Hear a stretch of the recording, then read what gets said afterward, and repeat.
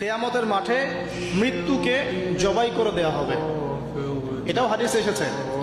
কিয়ামতের মাঠে যখন সমস্ত মানুষকে আল্লাহ পাক উঠাবেন, হিসাব নিকেশ নেওয়া হবে এবং চুল ছেঁড়া বিশ্লেষণ করা হবে, যার ব্যাপারে নবী সাল্লাল্লাহু আলাইহি ওয়াসাল্লাম বলছেন, একটা শিংওয়ালা ছাগল যদি একটা শিং ছাড়া ছাগলকে গুঁতো দিয়ে থাকে অন্যায়ভাবে, কিয়ামতের মাঠে আল্লাহ পাক ওই শিংহীন ছাগলকে শিং দিয়ে বলবেন, তুমি গুঁতা মেরে এখন প্রতিশোধ নাও। আর বিচারটা এতটাই সূক্ষ্ম হবে। এরপর আল্লাহ পাক মৃত্যুকে হাজির করবেন একটা প্রাণীর রূপে, একটা পশু বা একটা প্রাণীর রূপে মৃত্যুকে ডেকে আনা হবে এবং একে জবাই করে দেওয়া হবে, মানে মৃত্যুকেও মৃত্যুবরণ করতে হবে। আমি কি বোঝাতে পারছি?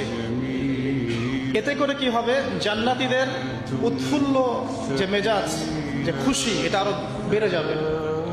কারণ তারা বুঝতে পারবে যে এরপরে আর কোনো মৃত্যু নাই, আমরা অনন্তকাল জান্নাতে থাকবো ইনশাআল্লাহ।